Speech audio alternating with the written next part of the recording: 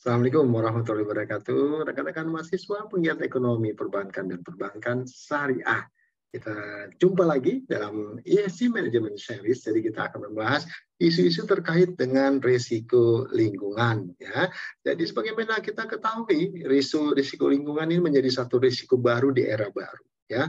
Laporan-laporan dari World Economic Forum juga memperlihatkan ya bagaimana 5 risiko terbesar yang memiliki likelihood ya kemungkinan terjadi itu bersumber dari risiko lingkungan. Dari aspek impact-nya juga risiko yang disebabkan oleh risiko lingkungan ini memberikan impact yang sangat besar. 3 dari 5 terbesar impact-nya itu berasal dari lingkungan. Ya, dari aspek lingkungan. Jadi saya kira risiko lingkungan ini harus dapat kita kelola dengan baik. Jadi rekan-rekan mahasiswa penggiat ekonomi keuangan, perbankan dan perbankan syariah, kita akan membahas bagaimana kita mengembangkan bisnis hijau ya, green business menuju net zero carbon emission tahun 2050.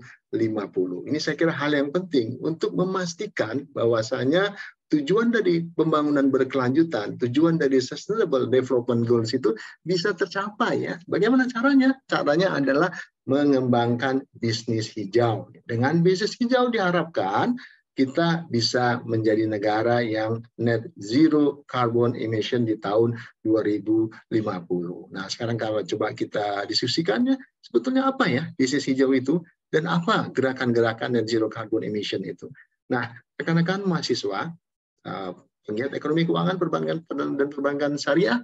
Nah, kita coba telusurin dulu ya bisnis hijau itu apa ya. Jadi memang kita sekarang ini semakin akrab ya dengan bisnis hijau, tapi kita harus mendefinisikan dulu yang dimaksud dengan bisnis hijau itu apa. Jadi green business, bisnis hijau merupakan sebuah konsep ya yang diterapkan oleh perusahaan. Jadi perusahaan yang menerapkan suatu konsep di mana perusahaan itu tidak hanya fokus kepada apa? Kepada aspek profit saja.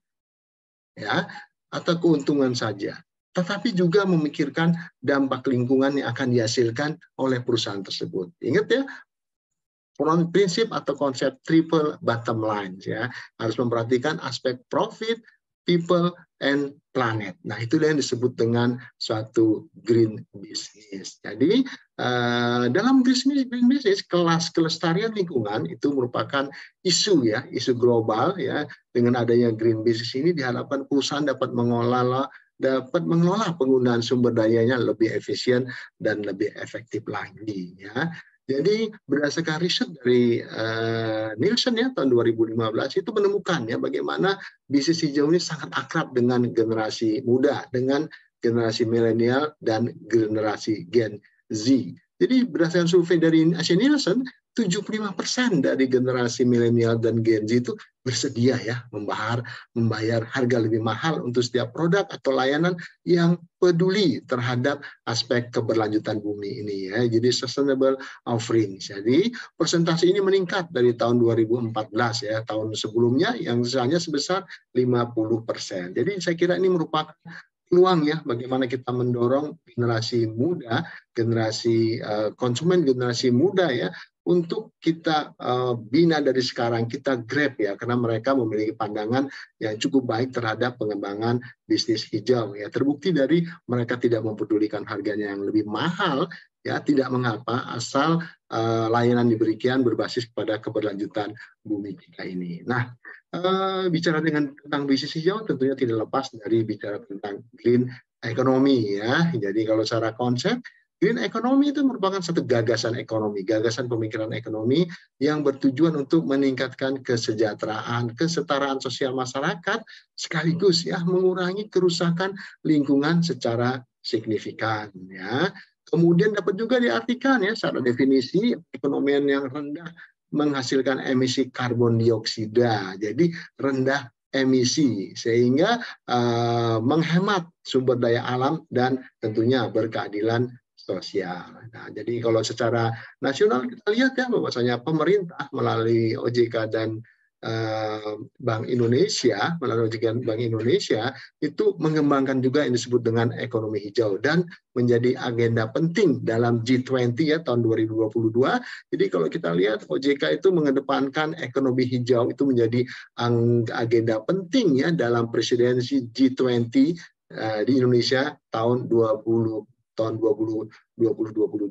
Ini merupakan hal yang penting, memperlihatkan komitmen ya dari otoritas jasa keuangan ya.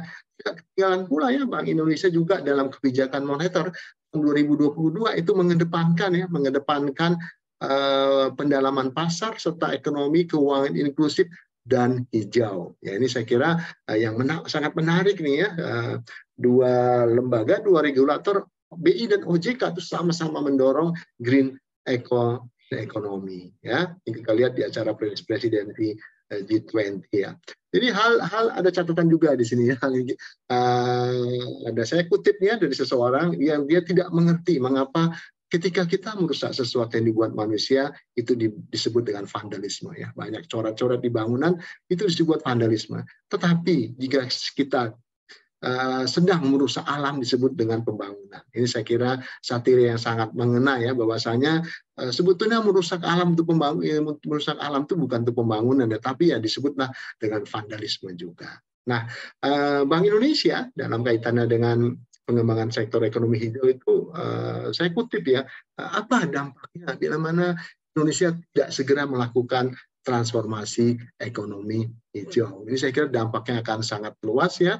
Yang pertama, kita lihat yang pertama di sini, Indonesia bisa kehilangan kesempatan ekspor. Ya, kenapa? Karena adanya hambatan ekspor terhadap produk yang tidak memenuhi standar hijau. Contohnya ekspor crude palm oil ya, CPO ya, CPO dari perkebunan kelapa sawit yang Indonesia merupakan negara penghasil CPO terbesar di dunia, itu bisa terhambat ekspornya ke Cina, ke India dan ke negara-negara Eropa. Kenapa? Kalau ya produk kita tidak memiliki labeling green economy. Itu yang pertama, kita kehilangan kesempatan ekspor. Nah, yang kedua ya, jika transformasi hijau tidak dilakukan, artinya tidak melakukan transformasi hijau, investasi industri rendah karbon seperti mobil listrik akan beralih ke negara lain. Jadi jangan heran kalau investor dari luar negeri itu masih enggan untuk berinvestasi di Indonesia.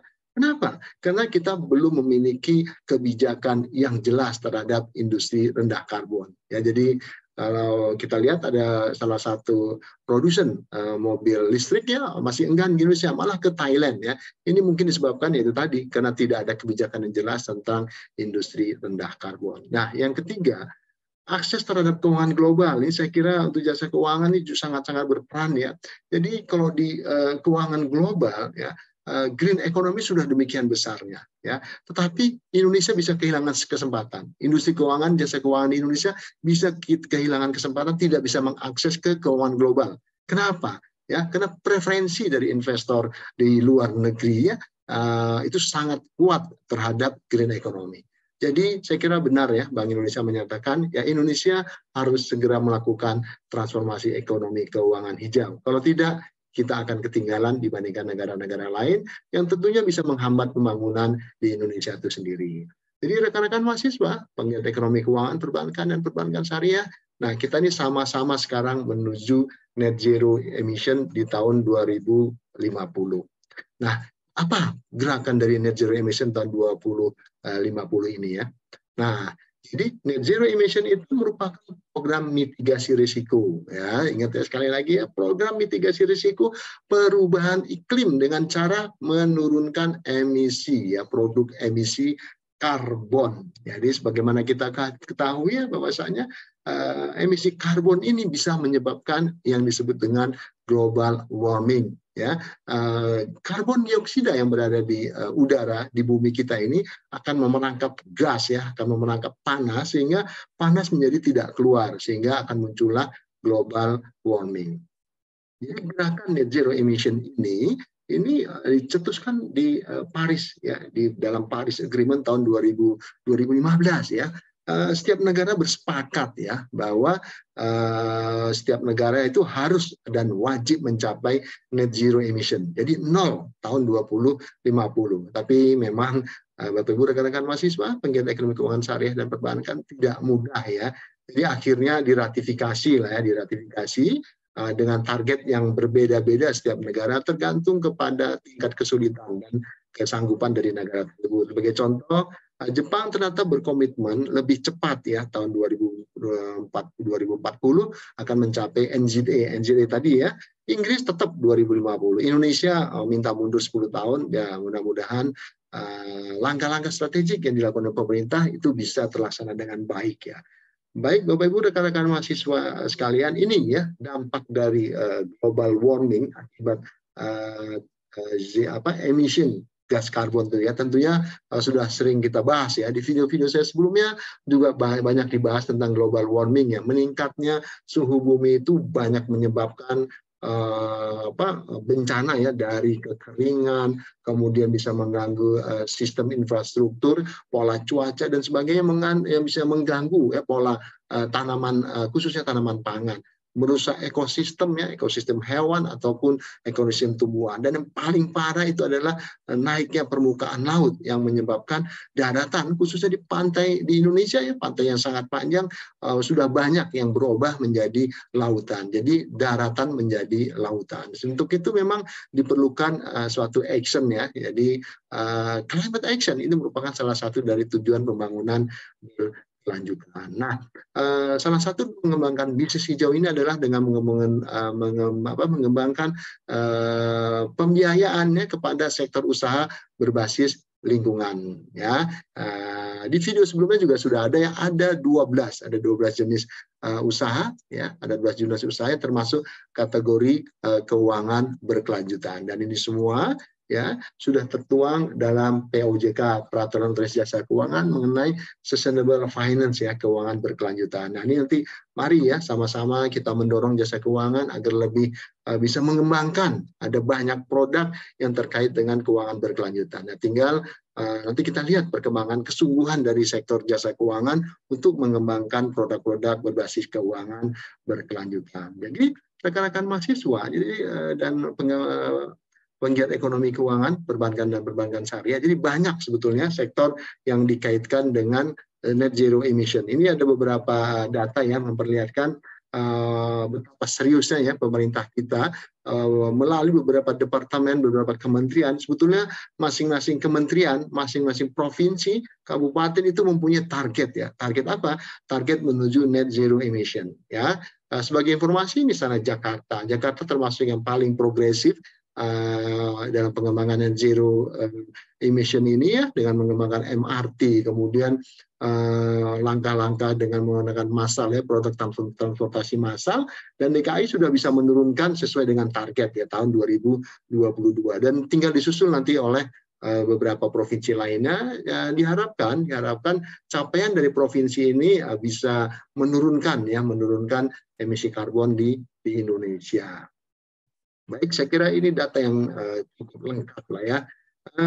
Sekarang ya, apa yang kita harus lakukan? Ya, untuk menghadapi hal ini kita harus bergerak ya. Jangan kita diam saja untuk menghadapi semuanya ini. Kita harus segera action ya. Yang paling kecil kita bertanya kepada diri kita sendiri. Apa yang kita sudah lakukan? Apa yang kita sudah lakukan di rumah? Apa yang sudah kita lakukan di kantor untuk menjaga bumi kita ini ya. Saya kira itu Bapak Ibu rekan-rekan mahasiswa penggiat ekonomi keuangan perbankan syariah, sekali lagi ayo sama-sama kita dukung gerakan net zero emission ini ya, kita mulai dari diri kita sendiri. Saya kira itu yang bisa kita diskusikan pada kesempatan hari ini ya. Mudah-mudahan bermanfaat, dan jangan lupa di-subscribe, di comment, and di-share. Billahi taufiq wal hidayah. Assalamualaikum warahmatullahi wabarakatuh.